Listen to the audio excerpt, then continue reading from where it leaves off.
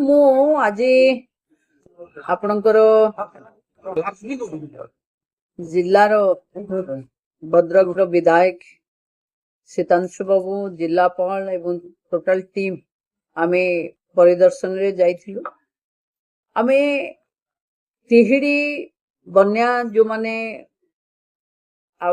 Affected ଅଛନ୍ତି ସେମାନଙ୍କ ସହିତ କଥା ହେଲା ବେଳେ ରିଲିଫ କାର୍ଯ୍ୟରେ ସେମାନଙ୍କର ସନ୍ତୁଷ୍ଟି ଅଛି।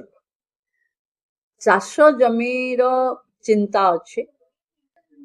ଯୋଉଠି ପିଇବା ପାଣିର ସମସ୍ୟା କଥା ହେଇଛନ୍ତି ସେ ସ୍ଥାନରେ ତୁରନ୍ତ ପିଇବା ପାଣି ଯୋଗାଇ ଦିଆଯିବା ପାଇଁ କି ନିର୍ଦ୍ଦେଶ ଅଛି ଏବଂ ଟ୍ୟୁବୱେଲ କିଛି ଜାଗାରେ ଲୋକଙ୍କୁ ଦବା ପାଇଁ କି ବି ନିର୍ଦ୍ଦେଶ ସେ ଜାଗାରେ ଦିଆହେଇଛି। ଯୋଉଠି ଅଙ୍ଗନବାଡି ସେଣ୍ଟରରେ ପାଣି ପଶିଛି ଆଜି ସୁଦ୍ଧା ତାକୁ କେୟାର କରିକିରି ଅଙ୍ଗନବାଡିକୁ ମାନେ डिसइनफेक्ट କରି ସାରିଲା ପରେ ପିଲାଙ୍କୁ ଆଣିବା ପାଇଁ କି ନିର୍ଦ୍ଦେଶ ଦିଆଯାଇଛି।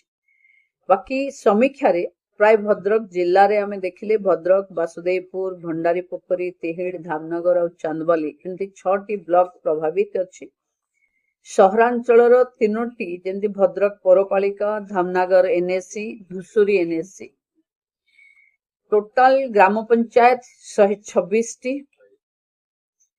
ଏବଂ ଏବେ ପାଖାପାଖି ଗାଁ 503ଟି ଗାଁ ଏବେ ଯାହା ଟୁ ଡେଟ୍ ଅଛି ପ୍ରଭାବିତ ଅଛି।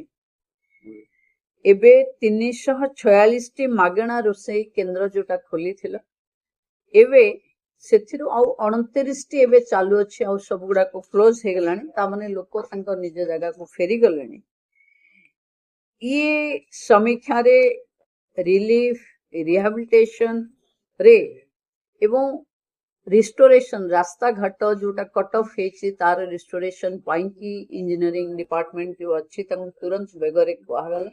एवं तिहिडी रे गोटे कंप्लेन थिला कि लोक माने पानी रे पसी जीवासवा करचंती तुरंत तांको बाउंस चारा गोटे टेम्पररी जोगे देवा पाई के निर्देश देछि। एवं मु भाबुछि कि हॉस्पिटल रे जोठी डॉक्टरनकर कमी थिला सेठी तुरंत डेपुटेशन करबा को कहाइछि। ब्लीचिंग, डिसइनफेक्शन, पानीय जलर व्यवस्था ये सब को आम द्रुत गति लोकों पाखे पहुंचेबू। आहरी जो पशुधन प्रभावित जेहेतु चारिआडे पानी घेरी गोखाद्य सफिशिएंटली लोकों पाखे पहुंचवा कि निर्देश दिगला। बाकी आम पुणी प्रस्तुत हवा कि जे आग को पुणी आसीपारे वर्षा तेणु तापाई कि प्रशासन प्रस्तुति रही साधारण लोकंकर जो चाष जमी अफेक्टेड अच्छे से 7 दिन भितर जेमती माननीय मुख्यमंत्री निर्देश देइचंती कि नुआ बिहन ये सब जोगे दिया जीवो।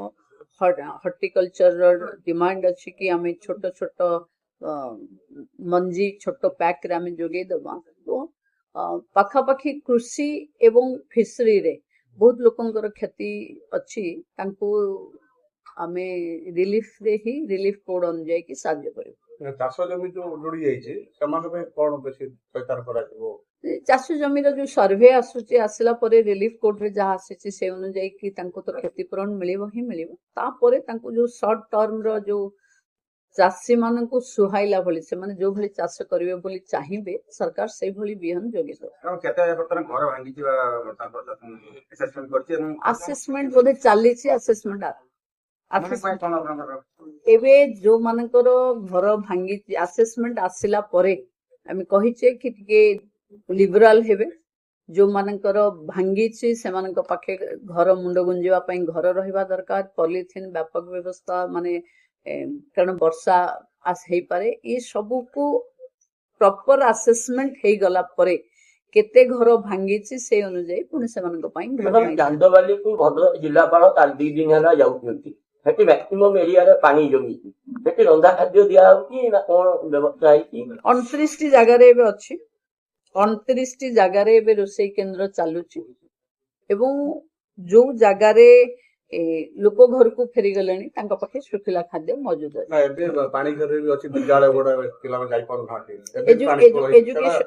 ଡିସ୍କସନ ବି କରାଯିବ ସେ ବ୍ୟବସ୍ଥା। एजुकेशन को डिसइनफेक्शन करबा पई शोधन ହେଲା ପରେ ଯାଇକି स्कूल खोलिबे एटा जिलापाल ହଇଜା ବ୍ୟାପିବାର ଆଶଙ୍କା ଅଛି ପାଣି ତା ପାଇଁ ପ୍ରସ୍ତୁତ ହେଇ ଯାଇছে ଆମେ ବ୍ଲିଚିଂ ମ୍ୟାଡାମ ଜିଲ୍ଲାରେ ଦି ଚାରିଟା ମାତ୍ର ଗୋଶାଳା ଅଛି। ଅତ୍ୟଧିକ ଗୋରୁ ଗାଈ ସେଠି ରହିଲେଣି, ସେଠି ଖାଦ୍ୟ ପାଇଁ ବହୁତ ହଇରାଣ ହଉଛି।